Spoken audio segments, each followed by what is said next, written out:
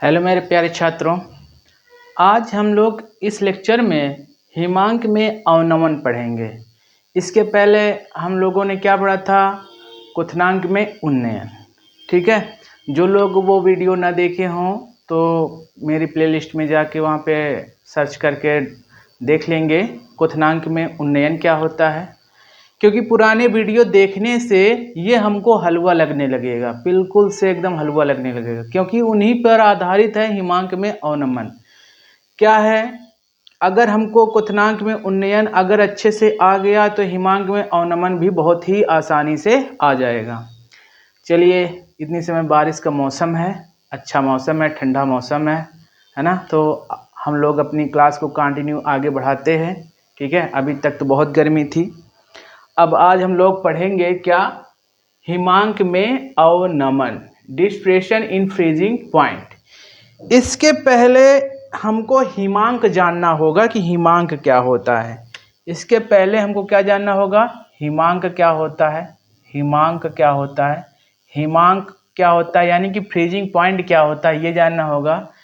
इसको जानने से पहले हम लोग एक बार क्वथनांक समझेंगे। फिर से इसको जानने से पहले हम एक लोग क्वथनांक समझेंगे। क्या समझेंगे? क्वथनांक को एक बार, यानी कि बॉइलिंग पॉइंट को एक बार फिर से समझेंगे।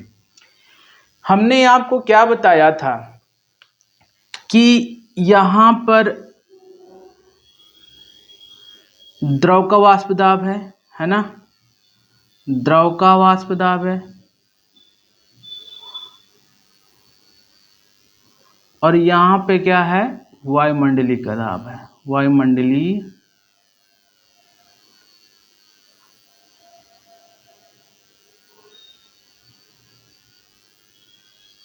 ये मैंने आपको बताया था, है ना।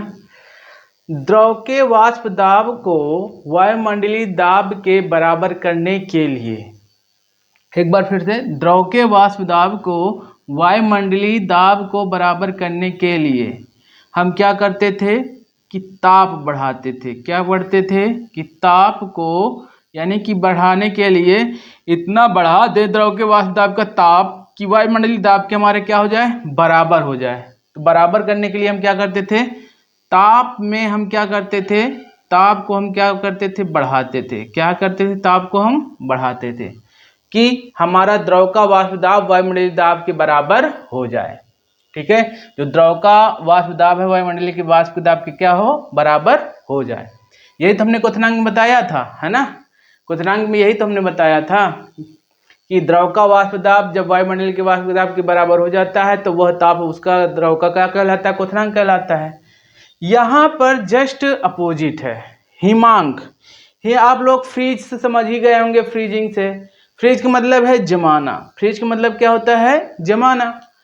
तो हमारा जो क्या कहते हैं भाई, कोई भी हमारा द्रव है, कोई भी द्रव है, अगर वो सामान्य अवस्था में रखा जाता है तो उसमें वाष्पन की क्रिया होती है।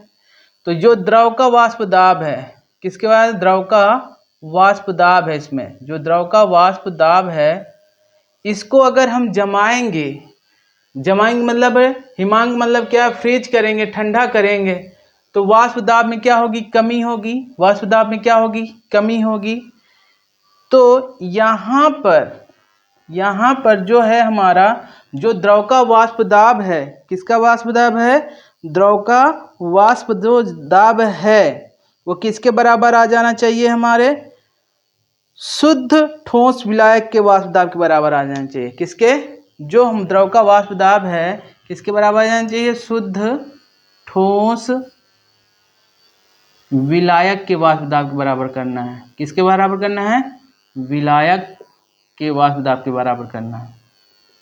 वहां पे वायुमंडलीय दाब के बराबर करना था, किसके बराबर करना है?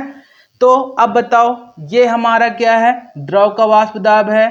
ये हमारा क्या है? शुद्ध ठोस का वाष्प दाब है ना। शुद्ध ठोस विलायक के वाष्प दाब है। अब वहां पे क्या था? वायुमंडलीय दाब ऊपर था, यहाँ पे क्या है? नीचे। तो ताप में क्या होगी? हमारी कमी। ताप में क्या होगी? कमी। यानी कि द्रव का जो वाष्प दाब है शुद्ध ठोस विलायक के वाष्प दाब के बराबर करने के लिए हमको क्या करना पड़ेगा? ताप के में कमी करने पड़ेगा। क्या करना पड़ेगा? ताप में कमी। तापमान में क्या करना पड़ेगा? कमी।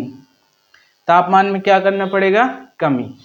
देखो यहाँ पे क्या था, हमने क्वथनांक बताया था, क्वथनांक में क्या बताया था, ताप बढ़ाना पड़ेगा। तो ये जो ताप बढ़ाते हैं तो वो उन्नयन हो गया, यहाँ ताप में कमी कर रहे हैं तो अवनमन हो गया।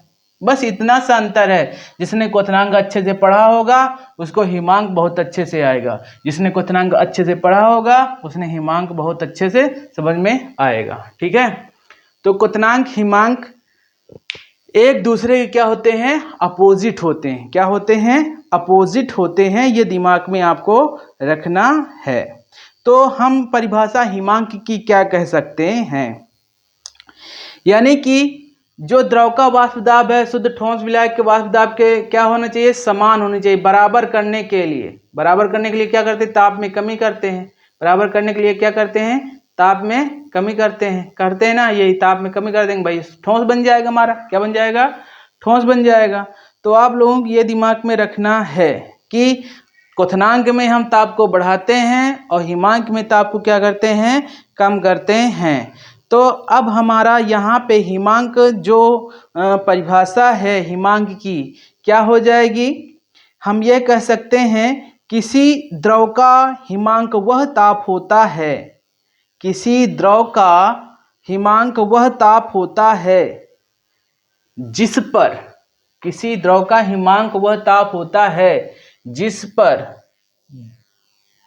पर ये द्रव का वाष्प दाब विलायक के वाष्प, ठोस विलायक के वाष्प दाब के क्या होता है, बराबर हो जाता है। क्या हो जाता है, बराबर हो जाता है या साम्यावस्था में आ जाता है। तो यह हमारा क्या कहलाता है, हिमांक कहलाता है। क्या कहलाता है, हिमांक कहलाता है। ठीक है,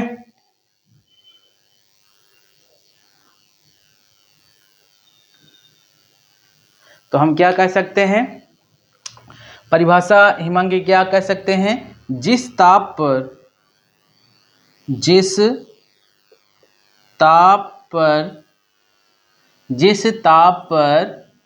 द्रव का वाष्प दाब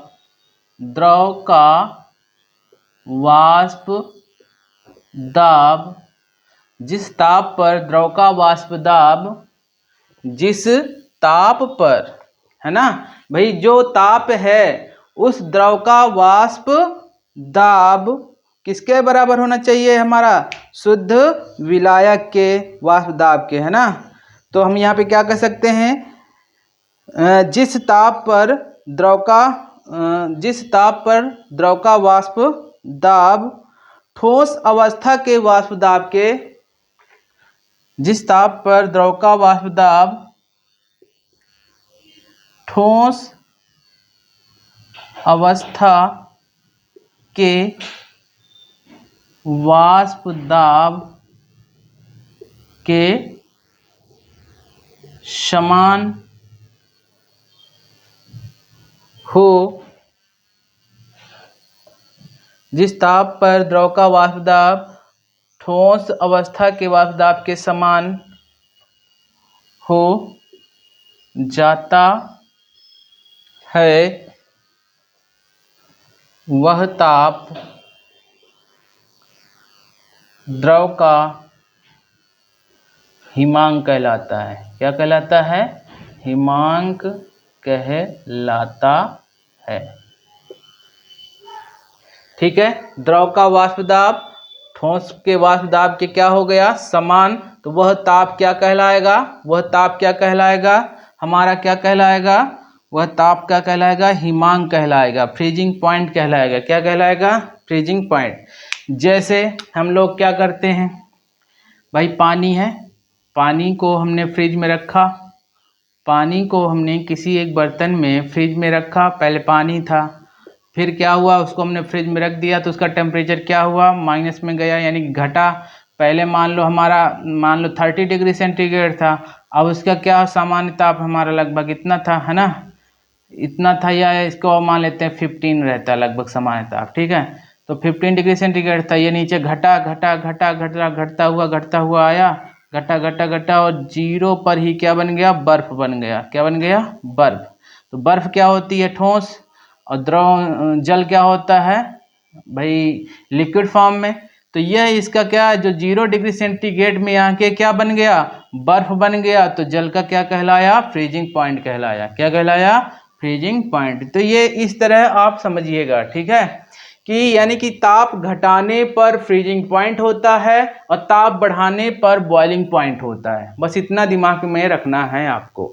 तो हमने हिमांक की परिभाषा क्या बताई, जिस ताप पर द्रव का वाष्प दाब ठोस अवस्था के वाष्प दाब के समान हो जाता है वह ताप क्या कहलाता है, द्रव का हिमांक कहलाता है।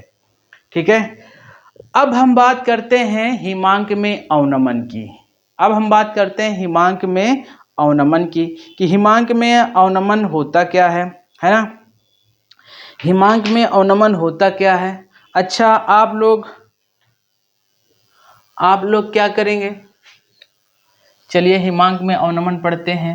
जैसे हमने वहाँ पे बताया था क्वथनांक में कि जब भी कोई अवाष्पशील पदार्थ मिला दिया जाता है जल में तो उसके क्वथनांक में कमी आ जाती है ना। यानी कि अगर उसको क्वथनांक में कमी का मतलब है जो उसके वाष्प दाब में कमी आ जाती, क्वथनांक में नहीं कमी आती, किस में कमी आती है, वाष्प दाब में कमी आ जाती है। तो वाष्प दाब में कमी यानी क्वथनांक, भाई हमें क्या वायुमंडलीय दाब के बराबर करना था, तो हमने क्वथनांक को क्या किया, बढ़ाया। क्वथनांक को क्या किया था, बढ़ाया था। तो बढ़ाने पर हमारा क्या, वाष्प दाब वायुमंडलीय के वाष्प दाब के बराबर क्या हो गया था। अब यहाँ पर क्या होगा, यहाँ पर क्या होगा, जैसे हमने कोई हमारा है, ठीक है, चल उसमें हमने क्या मिला दिया, अवाष्पशील विलेय मिला दिया। क्या मिला दिया, अवाष्पशील विलेय मिला दिया। अवाष्पशील विलेय जैसे इसमें हमने मिलाया तो यहाँ पर बन के विलयन तैयार हो गया, यहाँ पे बन के क्या तैयार हो गया, यहाँ पे विलयन तैयार हो गया। क्या हो गया, ये विलयन है। तो यहाँ पे इसका जो हमारे सतह से क्या वाष्पन की क्रिया जो हो रही थी, ठीक है, वो अधिक होगी, है ना। जब अधिक होगी, है ना, पहले समझो, अवाष्पन की क्रिया क्या होगी, अधिक होगी।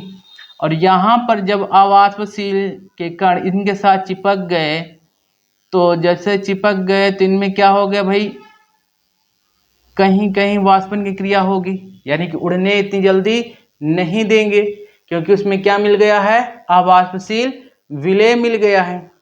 तो राउल्ट ने हमारे क्या बताया था, राउल्ट के नियम से हमने जाना था कि किसी अवाष्पशील विलेय को किसी विलायक में घोलने पर विलायक का जो वाष्पन की क्रिया है वो क्या हो जाती है, कम हो जाती है। वाष्पन की क्रिया क्या हो जाती है, कम हो जाती है।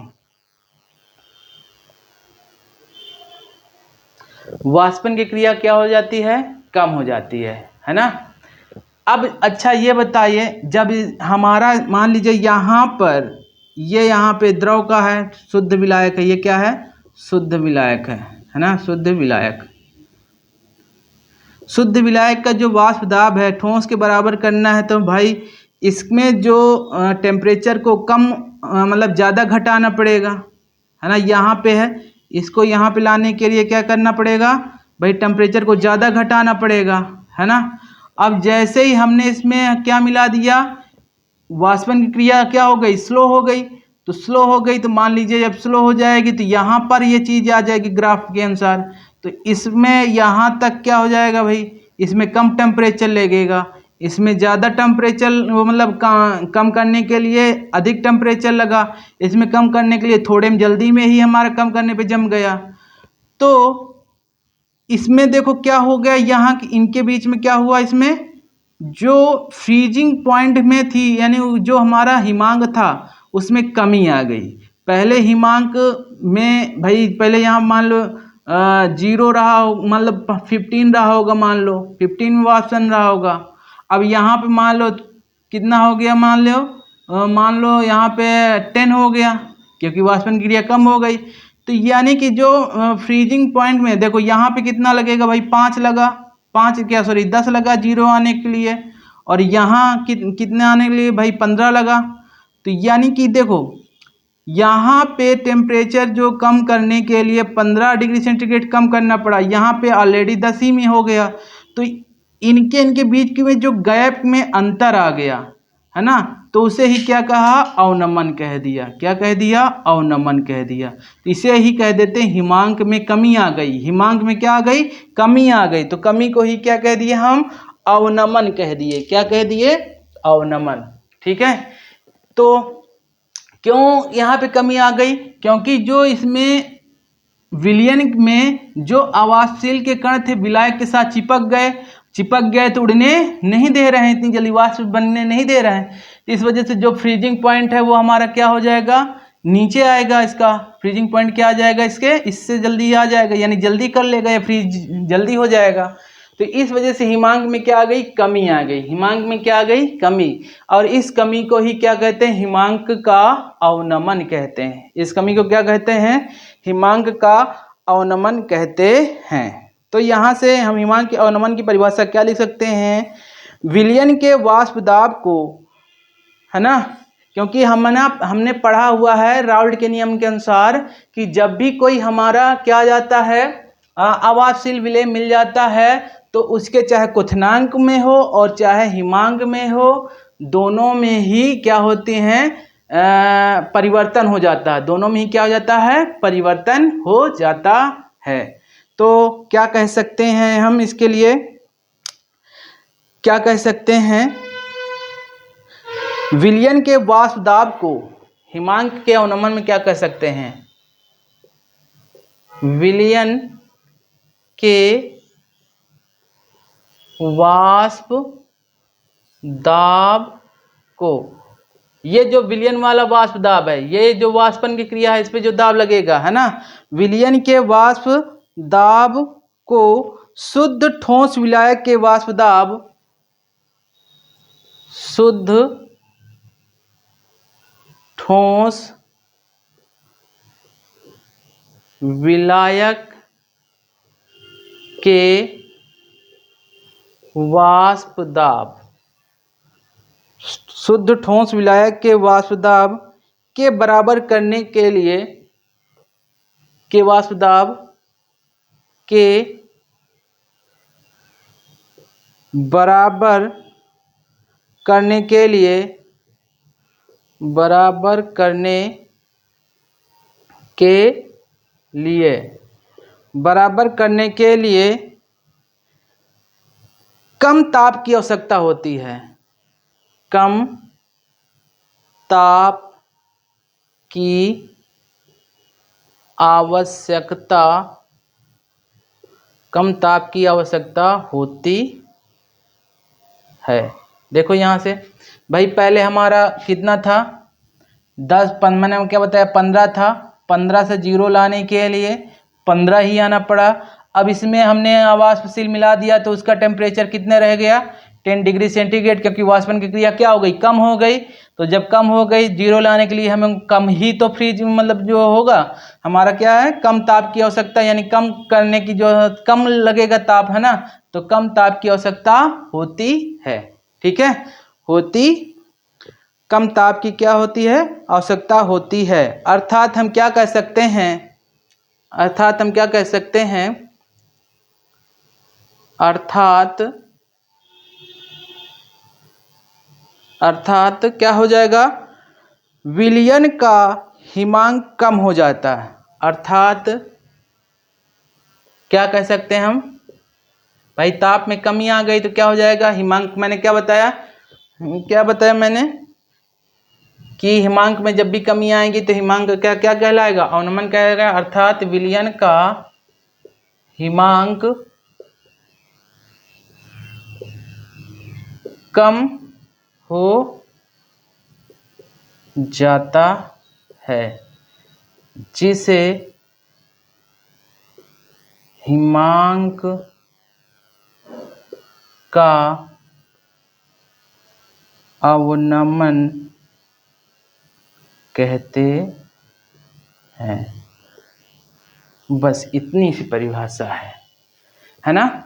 यहाँ से फिर एक बार हमारा कोई शुद्ध विलायक था भाई, शुद्ध विलायक में वाष्पन की क्रिया क्या होगी भाई, ज़्यादा होगी, ज़्यादा होगी। तो ज़्यादा होगी क्यों होगी, क्योंकि उसमें कोई भी जो विद्युत अनपघट्य है नहीं मिला हुआ है। जैसे ही हमने इसमें अवाष्पशील विलेय मिला दिया तो इसके जो कण के साथ हैं, विलायक के कण साथ भाई विलेय के भी मिल जाएंगे, तो उनको उड़ने कम देंगे। जब उड़ने कम देंगे तो उनकी वाष्पन की क्रिया क्या होगी, कम होगी। जब वाष्पन की क्रिया कम होगी तो उसको फ्रीज करने के लिए कम टेम्परेचर लगेगा और इसको फ्रीज करने के लिए अधिक टेम्परेचर लगेगा।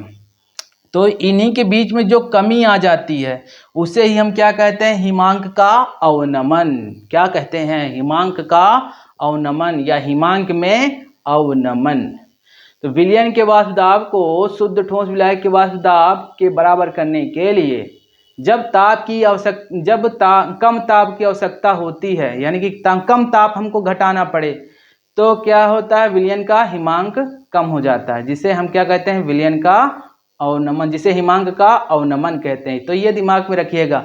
जब हम क्वथनांक पढ़ेंगे, जब हम क्वथनांक पढ़े होंगे तो हमको जो हिमांक में अवनमन है बहुत ही अच्छी प्रकार से आ जाएगा। बिल्कुल मक्खन की तरीके हलवा लगेगा, हमें मक्खन की तरीके ही लगेगा।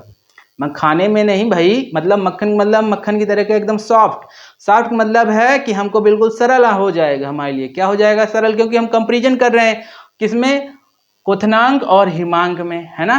क्वथनांक मतलब ताप बढ़ाना, हिमांक मतलब ताप घटना, है ना, यानी कि जमाना और वहां पे बॉयल करना। तो ये दिमाग में रखिएगा, ठीक है। तो हिमांक का अवनमन हो गया ये। तो इसका स्क्रीनशॉट ले लीजिएगा, क्योंकि इसको साफ करके फिर इसके जो व्यंजक के लिए है और भी इसी क्या कह सकते हैं, जो हमारा शुद्ध विलायक का जो हिमांक होता है, शुद्ध विलायक का जो हिमांक होता है उसे हम टी नॉट एफ से प्रदर्शित करते हैं और जो विलयन वाला है उसे टी एफ से प्रदर्शित करते हैं, ठीक है। तो यहाँ पर क्या है, यहाँ पर डेल्टा टी एफ से हिमांक के अवनमन को प्रदर्शित करते हैं। ये भी एक चीज याद रखना।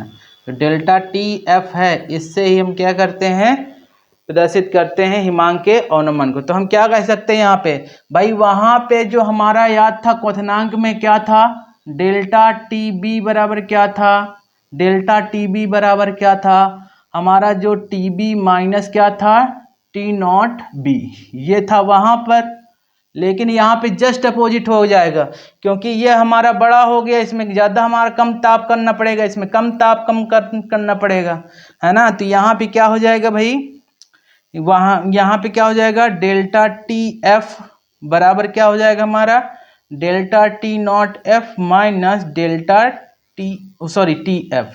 तो यहाँ से ये हमारा निकल आता है, ये है हमारा क्या, हिमांक में अवनमन। हिमांक में क्या है, अवनमन, यानी कि फ्रीजिंग पॉइंट। एफ का मतलब है फ्रीजिंग पॉइंट, वहाँ बी का मतलब बॉइलिंग पॉइंट था। तो ये दिमाग में रखिएगा। तो डेल्टा टी एफ बराबर क्या हो जाएगा, डेल्टा टी एफ बराबर क्या हो जाएगा, T naught F minus T F, क्योंकि यहाँ पर T naught F is greater than T F, ठीक है। और वहां पे क्या था, delta T B is greater than क्या था, टी नॉट बी। तो ये दिमाग में रखना है आपको, ठीक है। तो ये हो गया हमारा हिमांक में अवनमन, डिप्रेशन इन फ्रीजिंग पॉइंट। अब हम इसका व्यंजक प्राप्त करेंगे। अब इसका हम क्या करेंगे, व्यंजक प्राप्त करेंगे। वहां भी क्या था, वहां सेम वैसे ही है। ये भी जो विलयन की सांद्रता के पद है, कौन सी, मोललता, ये भी उस पर ही आधारित है, वो भी उस पर ही आधारित था, है ना, क्वथनांक। तो सेम वैसे ही है, ठीक है। तो व्यंजक प्राप्त करेंगे। व्यंजक प्राप्त करने के लिए इसको साफ करते हैं, ठीक है। या तो यहाँ पे इधर समझिएगा।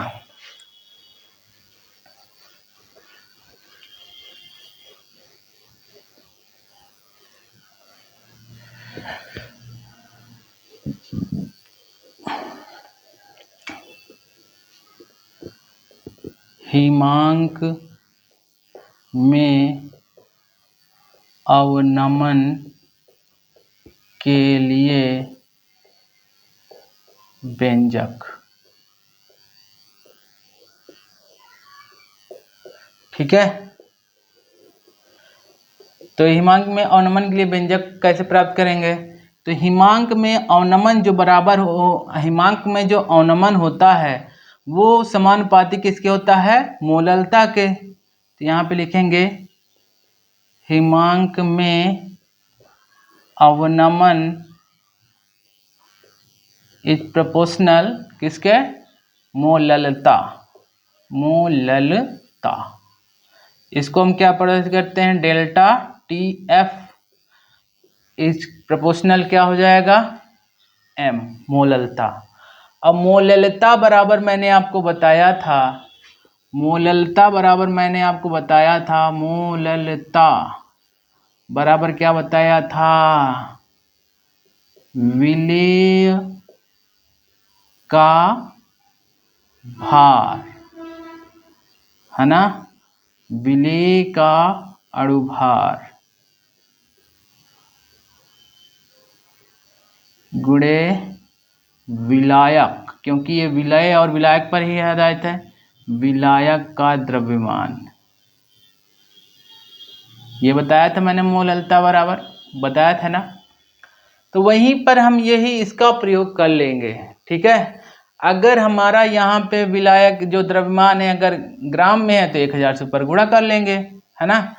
तो चलिए यहाँ पे समझते हैं। तो यहाँ पे डेल्टा टी एफ अगर हम प्रोपोर्शनल हटा देंगे यहाँ से तो इसके लिए हमें क्या?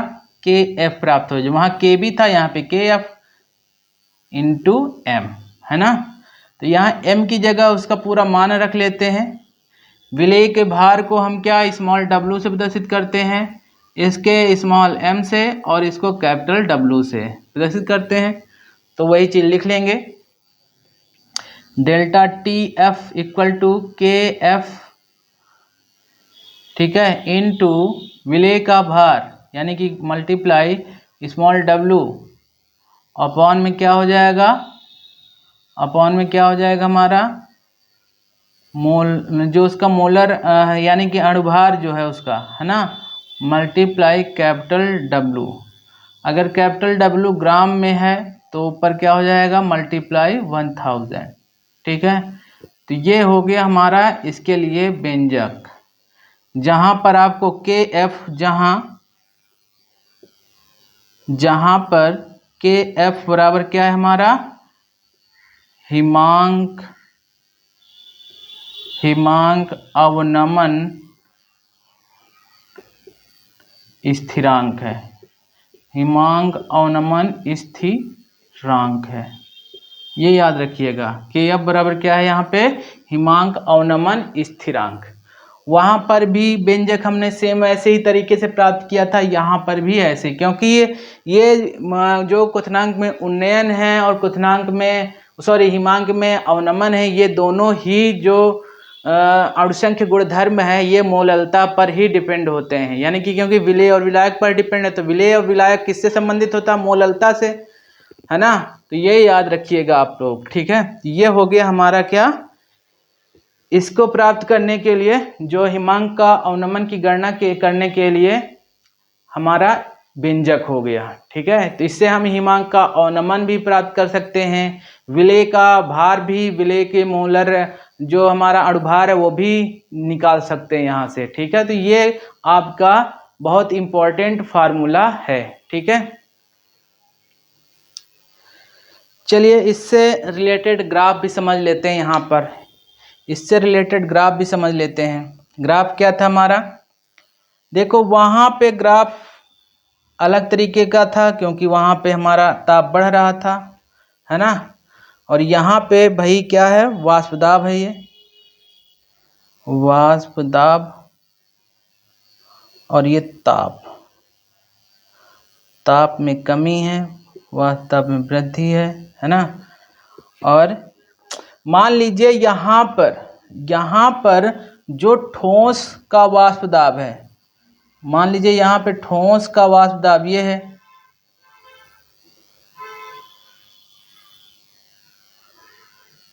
ये है ठोस का वाष्प दाब।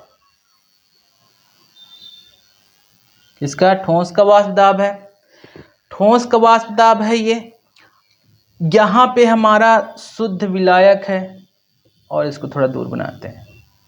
शुद्ध विलायक, ये शुद्ध विलायक का वाष्प दाब है। शुद्ध विलायक को किसके बराबर करना है? ठोस के वाष्प दाब के बराबर करना है। तो क्या करें? ताप में हम क्या करेंगे? कमी करेंगे। ताप में कमी करेंगे, ताप में कमी करेंगे, ताप में कमी करेंगे, ताप में कमी करेंगे, और जहां पर मिल गया भाई बराबर हो गया। ये हमारा क्या है? विलायक का वाष्प दाब में कमी है। ठीक है। और अगर विलायक की जगह हम क्या ले लें? विलयन ले लें।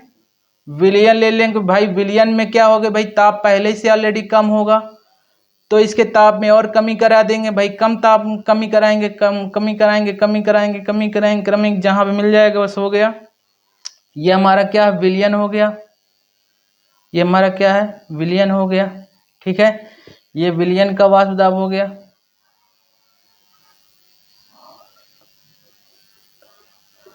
तो क्या हो गया भाई?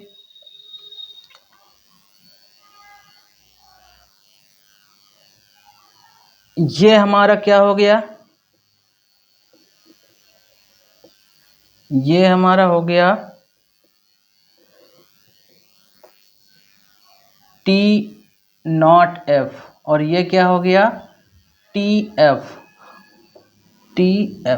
और इन दोनों के बीच की जो गैपिंग है, अंतर है, वो क्या कहलाएगा? Delta TF। यानी कि जो ग्राफ बनेगा वो क्या होगा भाई? डेल्टा TF का मान क्या होगा भाई? जल्दी ये हमारा पहुंच जाएगा उसके पास, तो कम आएगा। तो याद रखिएगा, जो TF है किससे कम होता है? T0F से। तो ये इसके लिए क्या हो जाएगा? हमारा ग्राफ भी हो जाएगा। ठीक है, तो ग्राफ को अगर ग्राफ खींचने के लिए है तो आप लोग ऐसे ग्राफ खींच सकते हैं, क्योंकि सेम वैसे ही प्रकार से भाई, क्योंकि हमारा विलायक वाला जो शुद्ध विलायक का वाष्प दाब था और जो विलयन का वाष्प दाब था ऑलरेडी कम था। तो वही चीज है, ऑलरेडी कम है, नीचे है, तो जल्दी मिलेगा। यहाँ पर ये देर में मिलेगा, ये जल्दी मिलेगा, तो वही चीज यहाँ पर है। वैसे ही रखना है आपको, बस मिला देना है ऐसे करके, तो आपका ये निकल आएगा। ठीक है, तो इस तरह हम लोग ग्राफ भी बना सकते हैं। तो ये है हमारा हिमांक में अवनमन। ये है हमारा हिमांक में अवनमन। क्वथनांक में उन्नयन होता है, हिमांक में अवनमन होता है। ये आप लोग दिमाग में रखिएगा। ठीक है, जिसने पुराने लेक्चर ना देखे हों, पुराने वीडियो ना देखे हों, तो वो जाकर वहाँ पे पुराने वीडियो देख के ये वाला वीडियो समझेगा, तो बहुत जल्दी समझ में आ जाएगा। ठीक है, इसके नेक्स्ट लेक्चर में हम लोग इससे संबंधित जो न्यूमेरिकल हैं वो पढ़ेंगे। इससे संबंधित जो न्यूमेरिकल है हिमांक के अवनमन से, वो पढ़ेंगे। ठीक है, तो आज की क्लास यहीं पे समाप्त होती है। धन्यवाद।